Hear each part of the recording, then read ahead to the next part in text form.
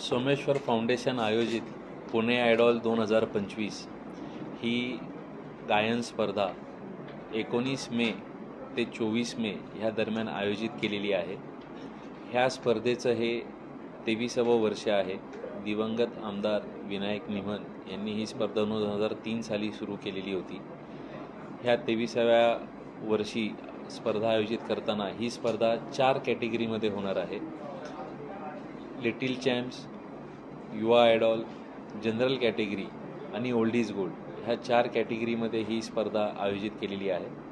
ह्याची जी प्राथमिक फेरी आहे ही प्राथमिक फेरी औंध येथील पंडित भीमसेन जोशी नाट्यगृह येथे 19 तारखेपासून 21 तारखेपर्यंत होणार आहे आणि महाअंतिम फेरी ही 24 तारखेला दुपारी 12 ते 3 ह्या दरम्यान बालगंधर्व रंगमंदिर येथे शनिवारी 24 तारखेला होणार आहे.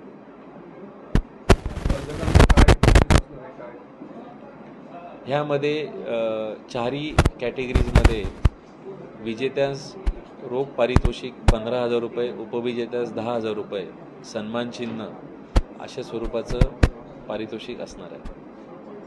आणि त्यामध्ये काही जर टफ कॉम्पिटिशन असेल काही उत्तेजनार्थ बक्षिसं देखील याच्यामध्ये दिली जाणार आहे.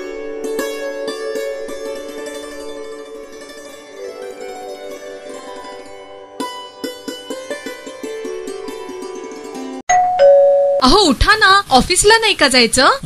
अगं मला आज फ्रेशच वाटत नाही, काही करायची इच्छाच नाही. अहो मग तुम्ही आजपासूनच न्यू युनायटेड फार्मसीचे गुड मॉर्निंग चूर्ण घेणं सुरू करा. अपचन, मलावरोध, बद्धकोष्ठ, आम्लपित्त आणि पोटाच्या तक्रारींवर खात्रीशीर आयुर्वेदिक उपाय. गुड मॉर्निंग चूर्ण. 35 वर्षांपासून सगळ्यांच्या पसंतीचे गुड मॉर्निंग चूर्ण औषधांच्या प्रत्येक दुकानात मिळते.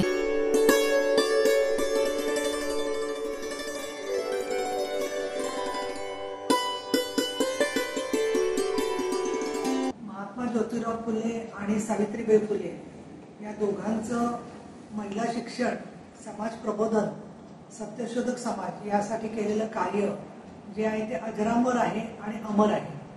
पुणे शहरामध्ये त्यांची स्मारकं आहेत, पण त्या स्मारकांच्या मध्ये सुसंगती आणि समन्वय खूप गरजेचा होता. त्या पार्श्वभूमीवर महाराष्ट्र सरकारने महात्मा ज्योतिराव फुले यांचं स्मारक आणि त्याचा परिसर आणि सावित्रीबाई फुल्यांचं असणारं स्मारक ते भिडेवाडा या सगळ्या परिसरासाठी म्हणून पुनर्विकास आणि सुशोभीकरण याचा मोठा प्रकल्प हाती घेतलेला आहे. युवा नेते निलेश गिरमे यांची त्या कमिटीवरती अध्यक्ष म्हणून निवड झालेली आहे. आज त्यांची बैठक महानगरपालिकेचे अधिकारी, ज्याच्यामध्ये उपायुक्त, त्याचबरोबर एक महापालिकेने केलेली लोकांचं पुनर्वसन व्यवस्थित व्हावं म्हणून टीम, त्या टीमचे अध्यक्ष, महानगरपालिकेचे अधिकारी यांची मी आज बैठक घेतली आणि त्या बैठकीमध्ये विविध प्रकारचे 10 मुद्दे ठरलेले आहेत. त्याच्यापैकी महत्वाचं म्हणजे हे काम होईपर्यंत ही दोन्ही स्मारकं चांगल्या अवस्थेत असावीत आणि त्या दृष्टीने जनतेच्या भेटीच्यासाठी म्हणून त्याच्यामध्ये योग्य ती यंत्रणा, स्वच्छता, सुरक्षितता असावी. त्याचबरोबर या पुनर्वसन होत असताना लोकांना योग्य तो न्याय मिळावा या दृष्टीने त्यांना विश्वासात घेऊन कार्यक्रम आखला जावा. त्याचबरोबर जिल्हाधिकारी कार्यालयातून उशीर होऊ नये या दृष्टिकोनातून भूमिका घ्यावी. तसंच महात्मा फुले वाडा आणि सावित्रीबाई फुले स्मारक याच्याशी संबंधित असलेला जो आर्किओलॉजी भाग सोडून अन्य भाग आहे तिथे सुद्धा लोकांच्या भेटी आणि शाळेतल्या मुलामुलींच्या भेटी या कोविड नंतर थांबलेल्या आहेत. त्या 15 जून पासून अधिकृतपणे सुरू करण्यात याव्या.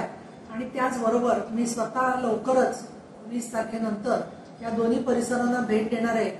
तिथे पाण्याचे कूलर, त्याचबरोबर लाऊडस्पीकरची व्यवस्था, सतरंजांची व्यवस्था, विजेची कनेक्शन अशा सर्व सुविधा अद्ययावत झाल्या पाहिजेत. म्हणजे जोपर्यंत पुनर्वसनाचं काम होईपर्यंत सुद्धा या दोन्ही स्मारकांचा फायदा जनतेला घेता येऊ शकेल. आणि या सगळ्याचा अहवाल माननीय देवेंद्रजी फडणवीस, एकनाथजी शिंदे आणि अजितदादा पवार यांच्याकडे दिला जाणार आहे.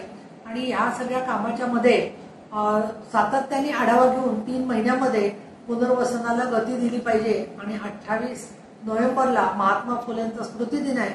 तोपर्यंत हे काम जेवढं वेगाने सुरू होईल तेवढं प्रत्यक्षामध्ये आपल्याला पुढच्या सुशोभीकरणाला वेग देता येईल. त्या दृष्टिकोनातून पुढे 8-8 दिवसाच्या 15-15 दिवसाच्या वेळा सगळ्या दिलेल्या आहेत. आणि त्यानुसार निलेश गिरमे यांना सहकार्य मिळण्याच्या दृष्टिकोनातून त्यांनी सुद्धा एक जनतेची समिती करावी असं देखील मी त्यांना सुचवलेलं आहे.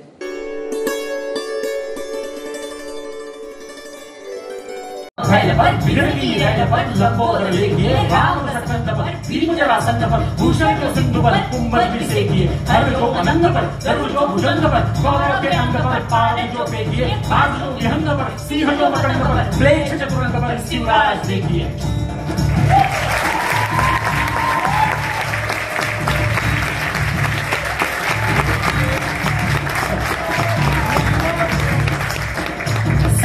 सैल पर अर्कटम खैल पर विघ्नकी रैल पर लंबोदर लेकिए राम रसकंद पर दीप जरासंद पर भूषण सिंधु पर कुंभर से किए हर अनंद पर जरूर भुजंग पर गौरव के अंग पर पाद जो फेंकिए बाज जो विहंग पर सिंह जो मकरंग पर प्लेक्ष चतुरंग पर शिवराज देखिए.